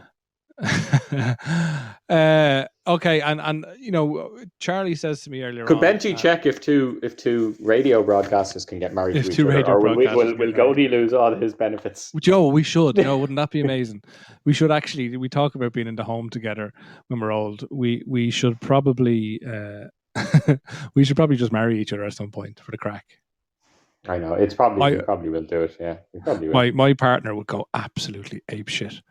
But it would be very funny, wouldn't it? I don't know what my first wife would think of that. Yeah. Would we benefit from in taxes, even if we didn't live together? Like if I marry, imagine not wanting to marry your own partner so much that for tax purposes you married your best friend as a loophole. Oh man! Oh my God, she really wouldn't be happy. What does CSPE or PE? She'd probably be right. That would be very funny. But I think, like if God, can we make a pact right now, live on air, for the crack? If any of our partners die before us, like if my partner dies before me and your partner dies before you, that we'll actually get married for the crack. So that means one of our partners would still be alive. No, both of them have to be dead, clearly. Oh yeah, that's it. Yeah, I agree. Yeah. You've heard it here first, folks. Episode 57. Charlie and Goldie will be getting married. One of them will Both die. of us and will then be trying to bump off our one- partners now. Yeah, one of them will die in natural causes, and the other one will suddenly just have a suspicious death. Or else one will die of natural causes, and then suddenly the other person will be paying like top health insurance, everything medical. Yeah. This ain't happening, kid. But yeah, we talked about this story earlier on today, and it's kind of a funny story in a way, and I think it's a good way, a lighthearted way to end the show. But it's also a sad story in a way, because it is about somebody who's died. But Gardaí investigating after man's body used in apparent attempt to claim pension. So, for those that don't know this story, this week in Ireland, two drug users, so two, to use the derogatory term, two junkies essentially, were in an apartment, and their uncle had died, and they thought it would be a good idea to go down and claim his pension from the post office. But of course, they need to have their uncle present. So even though he was dead, they brought him down to the post office, I think in a wheelchair, was it? And then tried to withdraw his pension, and the person behind the counter said, "Is your uncle okay? He doesn't look well." And they said, "Oh, like he's just feeling a bit sick." And then next thing, did he collapse or they dropped him or something? And they said, "Oh my God, he's having a heart attack, call an ambulance," type of thing. And and obviously this guy was dead, like rigor mortis had set in and everything. Like it's absolutely crazy. It's Weekend at Bernie stuff, isn't it? Yeah. It just, and I'd love to know. The fact that they're junkies, obviously, it seemed like a good idea, but it just made me think of like the tall man. Yeah. And they probably thought they were doing it brilliantly. Like everything was going like clockwork. Yeah, like they're off their heads. Like, yeah. It's absolutely crazy. But like the way you dress up, like in cartoons, two people standing on top of each other. Yeah, like that's what I'm kind of picturing here. Like it was that inane what they were trying to do. Yeah, it's absolutely incredible. But I don't know. I feel like I read an article or saw a headline, and in the front of the paper, and it said something like, and I presume it was this guy or one of these guys, and the quote was, "I wasn't going to rob my uncle's pension. Just because I robbed my auntie's 1 year ago doesn't mean I still like that," or something. Like, you know what I mean? Like, how dare you cast aspersions on me, even though I actually did this before? This exact same thing. Apart from the auntie being dead, yeah, it's true. Yeah, it's crazy. And we've seen a lot of kind of TikToks and videos mocking the situation, and Weekend at Bernie clips have resurfaced. And I think, wasn't there a Dublin GAA team went down to Carlow? They were playing some football match or something, and didn't they? Two of the guys or three of the guys stop outside the post office in question and took a photo, and it went viral and stuff. So I haven't seen that one yet. Yeah. It's obviously tragic that the uncle died, but it's a little bit of comic relief, I think, in an otherwise difficult couple of weeks for us. Yeah, I agree. And the uncle died naturally as well, which makes it even funnier that, there was they hadn't killed him to do it. It was just I love, like, one of them comes across his dead body, and that's the first thing they think of. Claim his pension. Yeah. Like, can you imagine me, like, coming across your body and like, oh God, I'm going to go in and change his will and rocking him to meet your solicitor type of thing, like. Trying to nod my head with your hand. It was funny. I was on, I don't know if you heard, folks, and Benji in particular, you might like the show. I was on a friend of mine's show. As you know, Romo Clan has a fantastic podcast called Hit the Lotto, and I was a guest on the show late last Wednesday. And we had a good crack, and we had some fun. And there was a couple of stories. He doesn't ordinarily do kind of a strange news events around the world type of situation. He normally kind of does one topic things, and it varies from week to week. It's very good. But because I was on it last week, we did basically a Midnight in Baghdad show discussing different news and whatever. And one of the articles that he sent me in advance that we never got to talk about on the show was, I think it was in Mexico or one of these South American places. I have to check because I don't have the story in front of me. But this guy died, and he was part of a biker gang. And at the funeral, they pulled him up out of the coffin and threw him onto the back of a motorbike and drove around the town. Whoa. Isn't that crazy? My God. And would you say there's any law against doing that, or are you allowed, like, you can do what you want with a dead body? Can you, if you're Well, no, allowed to? there's definitely laws, I think, possibly under the Coroner's Act or whatever, that prevent you from interfering with a dead body or a corpse or whatever. But there's actually a video, and if you're looking at our Facebook or our Twitch right now, the video is playing, and you can actually see they're holding this guy up, and he just looks drunk. To be fair, he just looks drunk, and they're putting him on the back of a motorbike. It's in Ecuador, and this wasn't a thing. This wasn't something that they were doing to humiliate him or disrespect the corpse. It's ridiculous what's going on here. It was their It's love something for him. that it was out of love and respect, and it was to give him one last ride. Obviously, he was on he was a biker or whatever. What do you think of this?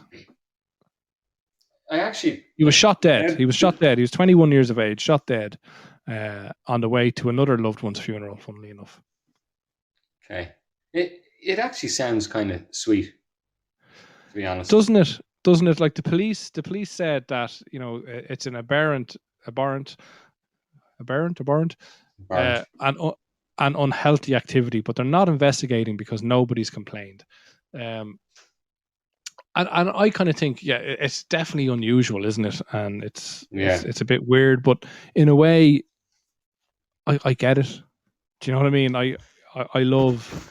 We always talk about death and going to each other's funerals and ripping the piss out of each other and going crazy and doing, like, horrifying the people in the pews, but actually the funeral clown essentially. Yeah, we talk about it all the time, and nobody else would get it, and everyone would think you're an asshole, but it would be fitting. So I like that idea. I like the idea. It sounds like the guy's heart was in the right place, and the police are ignoring it, which is, I think, the right thing to do, isn't it? Yeah. Now, we on the other side of that, we in Dublin only, I don't know, was it 6 to 9 months ago, we saw something similar. Do you remember that? With the chap that that was brought up earlier, the guy killed with the screwdriver robber. Yeah. Yeah, didn't they rob the hearse and they rallied? Yeah. He's in the back. He's still in the coffin, in fairness, but all the boys, the lads, rallied the hearse around the streets of Dublin, basically, in honor of this crazy guy that they idolized, and it obviously put the members of the public, in danger, and it's lucky nobody was killed in relation to it. And we'd associate it with scumbag behavior, let's be honest. But in a way, in the right format, in the right setting, you can see the honor in it, you can see the love in it, can't you? Yeah, but that sounded more dangerous what they were doing, I suppose. Oh, absolutely, it is. And we should be able to respect the dead and honor them in the way that we think they'd like to be honored and whatever. But it has to be within certain guidelines and safety parameters, doesn't it? Was there any follow-up by the police with that incident? Oh, yes, I believe there was. Yeah. Okay. All right. A lot of people, I think, criticised the police for not getting involved at the time. But I think the decision there, what I would feel is the decision there is maybe to get involved would actually create a danger and prolong it. Whereas if you just let it happen, it's not right. It'll be over and investigate it after, type of thing. And bring people to justice afterwards. Yeah. And not a decision, right. I think everybody understands. Charlie, if this was your situation, if you, God forbid, drop dead in the next couple of days, and if he does, it's absolutely a coincidence. Just because I said it live on air doesn't mean I'm a suspect. But could happen. Is there something you'd like, some celebration or something to be done in honor of you? Yeah, I'd like you to take down all our stuff off YouTube.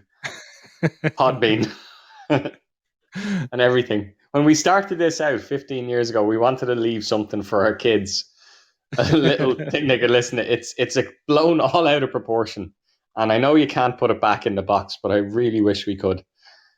Do you do you think in years to come, your kids listening to these shows, do you think they'll lose respect for you? No, I don't. I think they'll love it. I just don't want to lose my job. I suppose that it's Well, my kids will get me like the way we get each other. You know, your kids will get you, and they love you. I suppose it's. but sure, when you're dead, you're not going to give a shit about your job. No, that's true. So I'm not going to honor that. Will we just take it down now then? The funny thing is, there's a lot of stuff of our stuff online, and don't mention the name of it, but there's a lot of our stuff that we just physically can't take offline anymore because we don't have the access to it anymore, the rights to it anymore, and that is a little bit scary. But it's very scary. Oh, that's cost me a few sleepless nights. The amount of text I sent you, because I was thinking, there's no way you're having me on here that we can't take this thing down anymore. Like we put it up, we owned it, and it was just mental. Yeah, but you see, the companies got bought out, and there was a limited window of time for you to access it, and after that, then it was forevermore on the internet. So yeah. Interesting so it's true stuff. what all your teachers told you in school. Once it's up there forever. Correct. What about you? What would you like to be honored with or by? I don't know. I don't have there's nothing where I want to be taken out of my coffin and something happened to me. That doesn't appeal to me. I'm not saying I wouldn't. If I was looking down on it and you came up with some idea, I would probably laugh at it and go, fucking fair play. But there's nothing that I can think of now that I'd like to happen. What my wishes are, if it's at all possible, is to be sent out into space and travel the stars and maybe get resurrected someday by some advanced species, or I don't know, but just I love the idea of being able to travel the cosmos. So that's what I want, and I think it's definitely going to be a possibility. Hopefully by the time I die, if I live to a nice old age, maybe too expensive, but sure, who knows in years to come. Very nice. A noble thought. A noble thought indeed. Look, Elon Musk and all these lads, when they were kids, they fantasize about this, and there you go. They're bringing it it's to becoming reality. A reality for sure. It's becoming a reality. We're going to go to our final segment of the show, folks. Oh, I'm in agony. And lovely. Thank you. I'll never get bored of you saying that. I don't feel like that was Do it again. Can I take a drink first? Yeah. Okay, here we go. Oh, that's like a transgender agony. In prison. Oh, I'm in agony, and I don't feel like I have it tonight. I have lost the vibe. I've lost my mojo. But tell us, has somebody written into us this month, and what can you do for them? I don't know. Can you do anything for this person? Now, this letter is 5 months old, so maybe the problem resolved itself. Hopefully. I don't know, but I'll read it out to you. Dear Goldie, I've been slowly losing... Yes, let's hope. There's no problem that you can't resolve, I think, Goldie. I've always thought that about you. That's why we're still friends. Dear Goldie, I've slowly been losing my memory. Little by little, I'm forgetting things like my home address or my children's names. When making love to my first wife, I'm now so scared that I'll call her by a different name. So now I just call her by her surname. I recently went to a bar and forgot that I was a devoted husband. Please help. Yours, Tommaso Byrne, Meadowfield Road. I won't give the village. Don't give his identity away, whatever you do. First of all, I'm a bit concerned because stupid enough to sign it. He probably forgot what he was writing. No, but am I going to be talking to the wall here? Because is he going to remember 5 months ago, actually, to listen into the show to get the actual answer? You know what I mean? That's my first concern. But let's presume he does. Okay. His first wife, when he's making love to his first wife, he's afraid he's going to get her name wrong. Strange. Like saying that it's his first wife is suggesting that it's not his last wife. Would I be right in saying that? That's certainly a possibility. Or maybe he's just covering. Go on, yeah. You're kind of I'm kind of losing you there a little bit, Charlie. But perhaps he's imagine he's married to someone else and just randomly rocks up to the old house because he can't remember where he lived, and everything is normal. He's just banging his first wife, and she's like, "What the fuck's going on here?" And yet she went along with it. Yeah, and he says, and yet he knows he wrote a letter in that he knew it was dodgy. He didn't want to call out his second wife's name. Then, if that's what you're suggesting, while he was with his first wife. because he didn't want to be caught. But you're saying that he goes to a bar and he sometimes forget that he's married at all. That seems to be what. Yeah, Which as he seems to says himself, indicate- he's a devoted husband. He forgets he's a devoted husband. Yeah, so in other words, he's fucking riding all around him. Oh, sorry, love, I didn't mean to cheat on you. I just forgot about you. I think this fella's a chancer. What's his name? Tomas, is it? Tomas O'Byrne. I think this fella's a chancer. I think that this fella was caught offside, and he says, "How the fuck am I going to get away with this?" He says, "I know. I'll write in to those lads in MIB, pretending that I have a problem and pretending that my memory's lost." So his wife will think that he's actually telling the truth. I think, Tomas, you're an absolute fucking chancer. He's using you.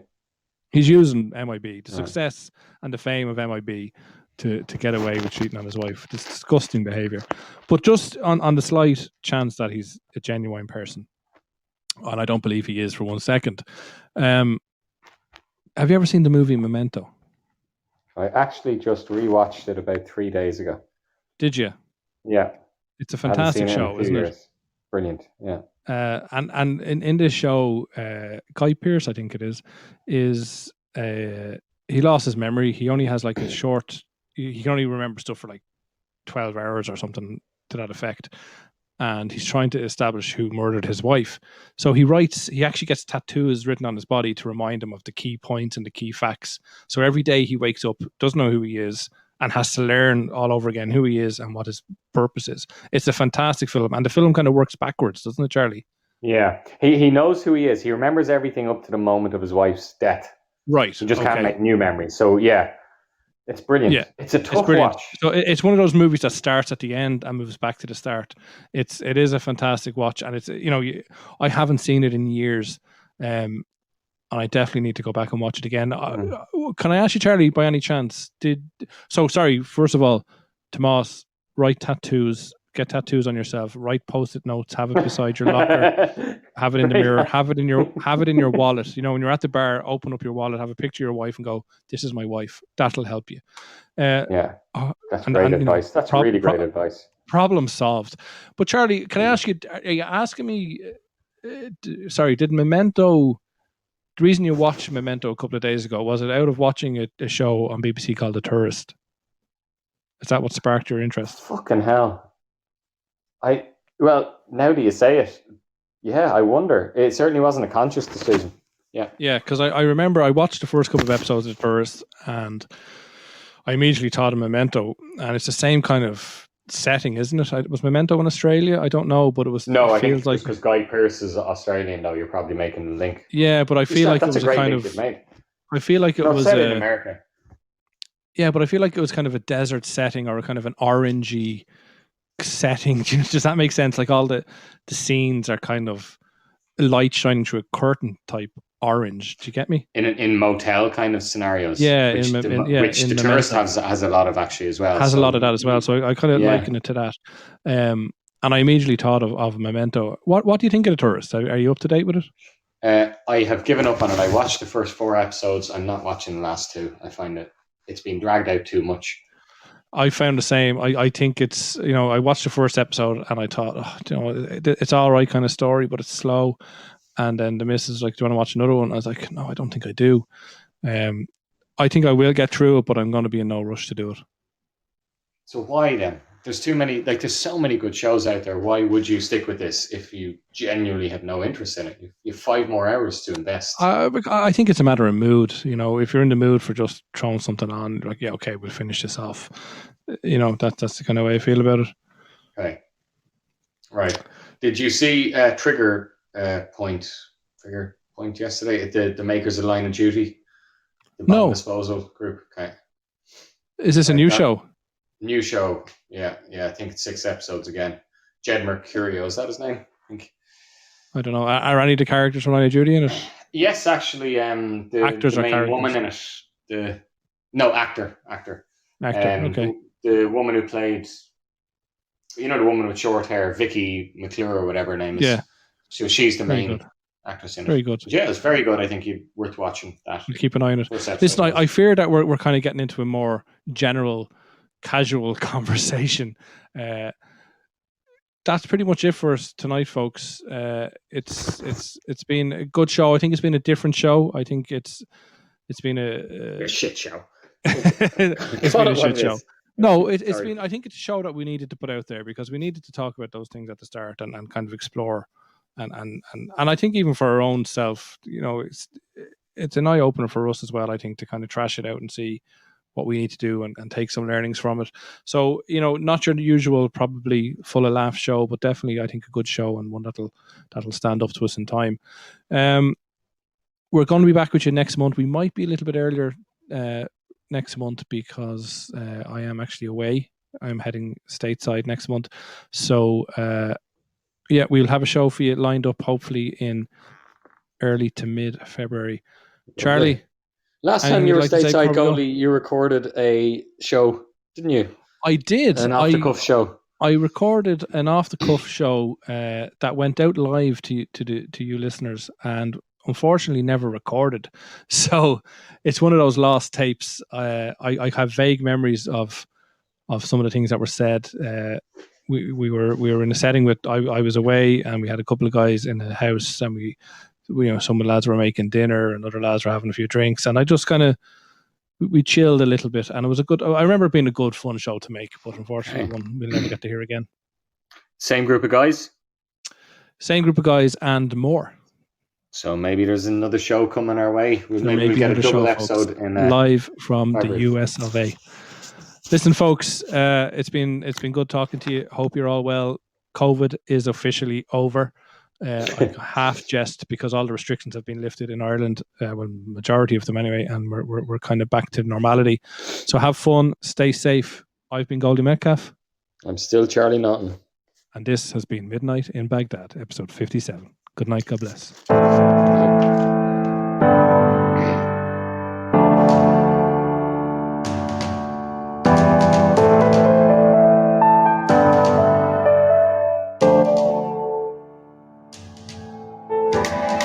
It's MIB, it's midnight in Baghdad.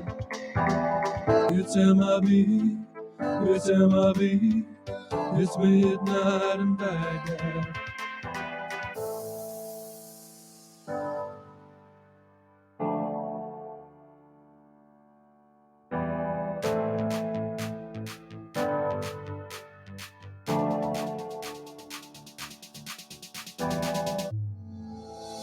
It's MIB, it's midnight in Baghdad. It's MIB, it's midnight in Baghdad.